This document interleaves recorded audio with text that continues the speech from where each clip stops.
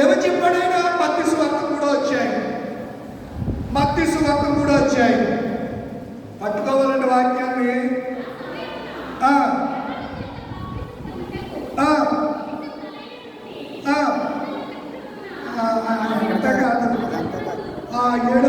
అతడు పరిసయ్యులను సద్దుకాయులను అనేకులు బాప్తిస్మము పొందవచ్చుట చూచి సర్వ సంతానమా అని చెప్పి మారు మనసుకు తగిన అన్ని చదవద్దు. మారు మనసుకు తగిన అబ్రహాము మాకు తండ్రి అని మీలో మీరు జాగ్రత్తగా క్రైస్తవులు పర్లోకి వెళ్ళిపోతామని అనుకోవద్దు. ఈ మాట అర్థం అది. అబ్రహాము మా తండ్రి కాబట్టి మేము వెళ్ళిపోతామని అనుకుంటున్నారంటే అప్పుడు వాళ్ళు అబ్రహాము మాకు తండ్రి తండ్రి అని మీలో మీరు చెప్పుకుని తలంచవద్దు. 10వ ఇప్పుడే గొడ్డలి చెట్టు వేరుంచబడినది కనుక మంచి ఫలాలు ఫలింపని ప్రతి చెట్టు ఏం చేయబడుతుంది అన్నాడు? నరకాలంటే ఏం కావాలి? అక్కడే చెప్పాడు. అంటే ఇప్పుడు తోటలో ఉన్న చెట్టుని ఎలా నరికారు? కత్తితో నరకలేదు. ఏంతో నరికారు? గొడ్డలతో నరికారు. ఏంటి? అంజూరు చెట్టు. ఏ చెట్టు అది? తోటలో ఉన్న చెట్టు. ఏ తోట అది? నేను చెప్పినప్పుడు రెస్పాన్స్ అవ్వండి. ఏ తోట? ద్రాక్ష తోట. ద్రాక్ష తోట అంటే ఏది? సంఘం. సంఘంలో ఉండి కూడా నువ్వు ఫలించకపోతే ఏదో విధంగా దేవుడిని తీసేస్తాడంతే. సమస్య లేదు అందులో. ఫలించలేకపోతే ఏదో విధంగా ఎదవేసి ఫలించుకోకుండా క్రియల్ మైండ్తో ఉంటే తప్పనిసరిగా దేవుడి శిక్షణకి. అందుకే పౌలు గారు అంటాడు, బాప్తిస్మం ఇవ్వడానికి ఒక ఆయన వచ్చాడు. ఆయన పేరే బాప్తిస్మం ఇచ్చు యోహాను. ఆయన పేరే పేరమ్మా బాప్తిస్మం ఇచ్చు యోహాను. ఏం తిన్నాడని చెప్పారు ఈరోజు సువార్త పాఠంలో చదివారు కదా. మత్తయి సువార్త 11వ అధ్యాయంలో యోహాను తినకయు ఏమన్నారు మీరు? నేను మీతో స్నేహం చేస్తున్నానని, మీతో కలిసి భోజనం చేస్తున్నానని అని మీరు ఏం పట్టున్నారు?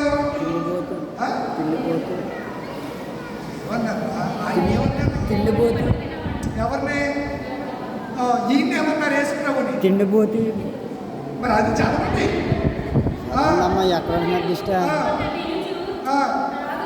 మనుషు కుమారుడంటే ఎవరు? యేసయ్య. తినుచు తాగితే మధ్య తాగనుకున్నారు కానీ కొమ్మ తీసి ఐదు తాగుతారుగా తాగలేదని. మా తమ్ముడు వాళ్ళు ఉన్నారు ఇక్కడ, థమ్సప్ తెగ తాగేస్తున్నారు. మానేసినట్టున్నారు ఈ మధ్యన. నాకంటే మీకు దండవరంలో మా కాలేజీలో ఇయర్ జరిగింది. తమ్ముడు థమ్సప్ 2 ఏడు బాటిల్ 2 10 వేసుకుని ఎంటెక్ స్టూడెంట్ రేపు మాకు ఉద్యోగం వస్తుందండి. 2 బాటిళ్ళు 10 వేసుకుని తెచ్చుకోకుండా అలా కటకట తాగేశాడు. తాగేసిన పావు గంటకి కిడ్నీలు ఫెయిల్ అయిపోయి స్పాట్ డెడ్. ఏంటది? థమ్సప్.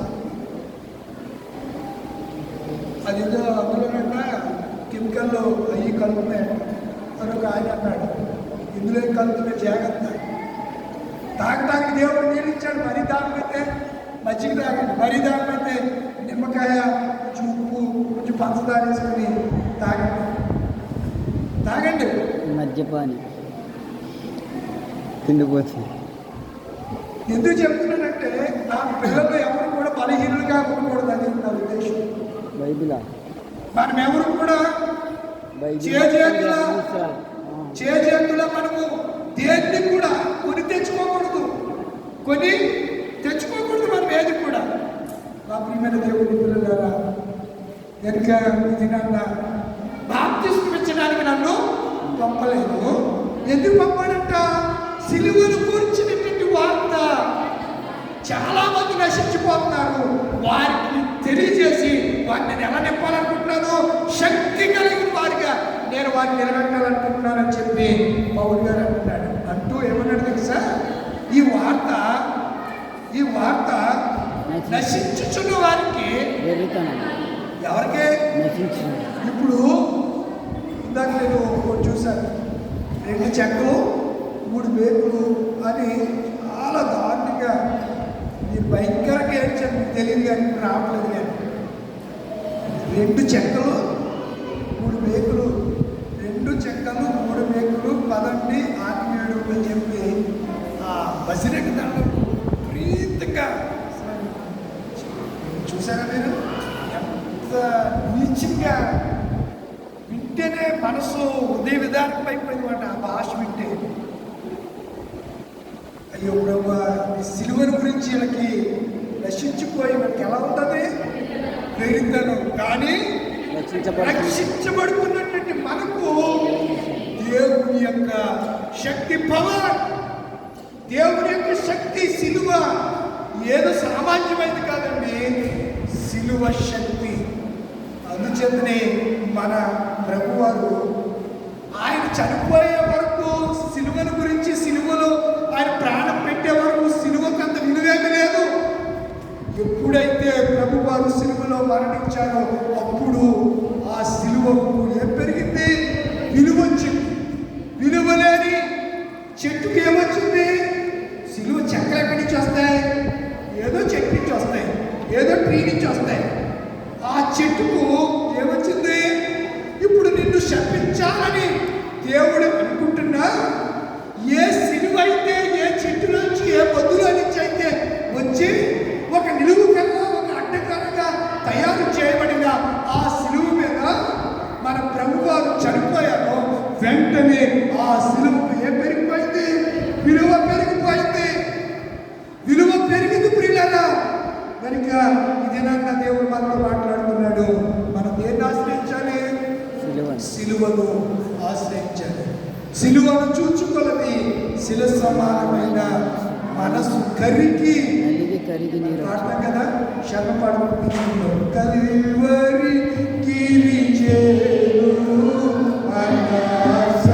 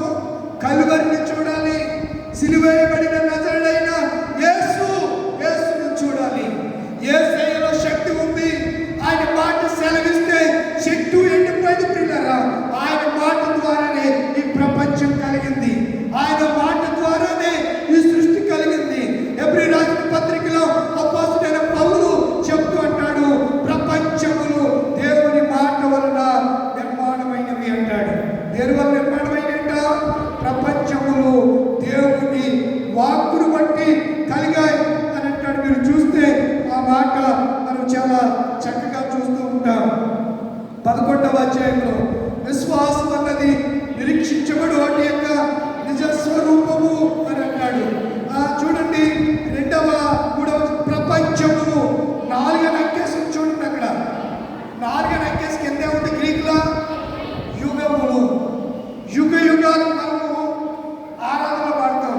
ఆది యుగ ఇప్పుడు ఎల్లప్పుడు యుగ యుగములు పట్టుకోవాలి. మనం ఎందుకు పాడుతున్నాం కూడా తెలియదు, ప్రింట్ వేశారు కాబట్టి పాడుతున్నాం అంతే. ఇక్కడ రాయబడిన మాట చూడండి ఏమనుందంటే, దేవుని వాక్యం వలన నిర్మాణమైనవనియు అందును బట్టి దృశ్యమైనవి కనబడేడు పదార్థములచే నిర్మింపబడలేదనియు విశ్వాసము చేత నమ్ములందరూ ఒకసారి ఆమె చెప్పండి. ఈ సృష్టిని సృష్టించింది సిలువేయబడిన యేసయ్య. మనల్ని కలుగు చేసింది సిలువేయబడిన యేసయ్య. మనల్ని నిర్మించింది తన పోలికలో తయారు చేసింది నజరేయుడైనటువంటి యేసయ్య. చేసిన యేసయ్య అభివృద్ధి కలిగేవాడు ఆయనే. సమస్యలు వారికి బలమును దయచేవాడు ఆయనే.